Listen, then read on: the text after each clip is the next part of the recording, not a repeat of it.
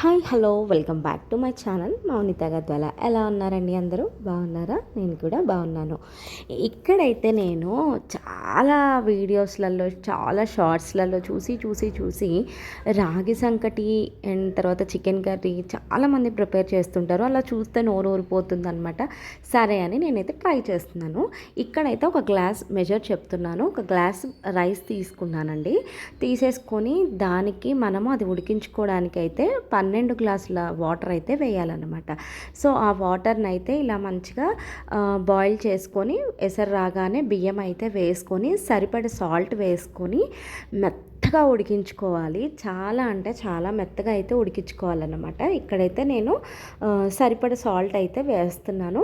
ఇంకా అలా మొత్తం కూడా కలిపేసి మంచిగా మూత పెట్టేసి వదిలేయాలి.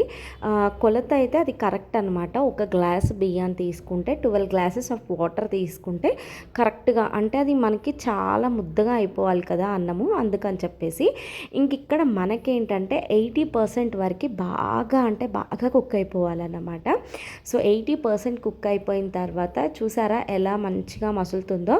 ఇంక ఇక్కడైతే ఒక గ్లాస్ బియ్యానికి 12 గ్లాస్ ఆఫ్ వాటర్, 2 గ్లాసెస్ రాగి పిండి తీసుకోవాలన్నమాట. ఆ పిండిని అయితే జస్ట్ అలా వేసేయాలన్నమాట.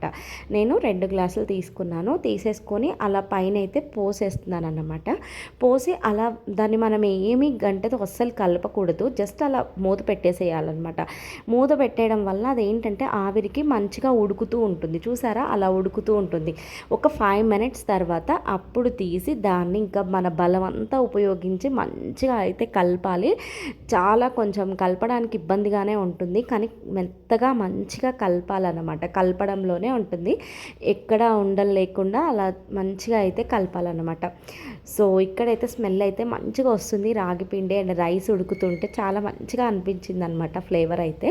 అండ్ తర్వాత గట్టిగా కలిపిన తర్వాత మనకి దగ్గరగా అవుతుంది. సో అప్పుడు ఏం చేయాలి అంటే ఒక టేబుల్ స్పూన్ నెయ్యి అయితే వేసుకోవాలన్నమాట. ఆ కమ్మదనం అనేది ఇక్కడే మనకి తెలుస్తుంది అన్నమాట. నెయ్యి వేసాము, సరిపడి సాల్ట్ వేసాము, చక్కగా ఉందన్నమాట. ఇంకా నెయ్యి వేసుకొని దింపేసుకోవడమే. ఒక ప్లేట్లో అయితే ఇంకా నేను నెయ్యి తీసుకొని మనం ముద్ద చేసుకోవాలి, రాగి సంకటికి ప్రిపేర్ చేసుకోవాలి కాబట్టి నేను అక్కడైతే మంచిగా నెయ్యి అయితే అప్లై చేస్తున్నాను అనమాట. ఇంకా అప్పుడు తీసుకొని దాన్ని మెల్లిగా వేడిదే అలా రౌండ్ బాల్ లాగా చేయడానికి ఈజీగా ఉంటుంది. కొంచెం వాటర్ తీసుకొని అలా చేసుకోవడానికి అన్నమాట. సో పర్వాలేదు, బాగానే వచ్చింది. నేను జస్ట్ ఫస్ట్ టైం అయితే ట్రై చేశాను. ఇంకా మనకి వెనస్డే అయితే మా ఇంట్లో ఖచ్చితంగా అదేంటో తెలియదు కానీ నాన్ వెజ్ ఉండాల్సిందే, చికెన్ తెచ్చుకోవాల్సిందే అనమాట. ఇంకా సరే చికెన్ తెచ్చుకున్నాం కదా అని నేనైతే ఇది ప్రిపేర్ చేశాను. మంచిగానే అనిపించింది. టేస్ట్ అయితే బాగుందన్నమాట. వేడివేడిగా తినాలండి. ఇది చల్లగా అయితే అంత టేస్ట్ అయితే అనిపించదు.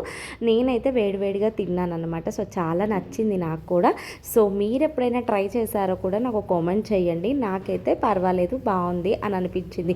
చూస్తే ఒక్కొక్కల వీడియోస్ ఫుల్ నోరూరుతుంది. సో నేను కూడా ఎంజాయ్ చేశాను. నాకు కూడా చాలా చాలా బాగా నచ్చింది అనమాట.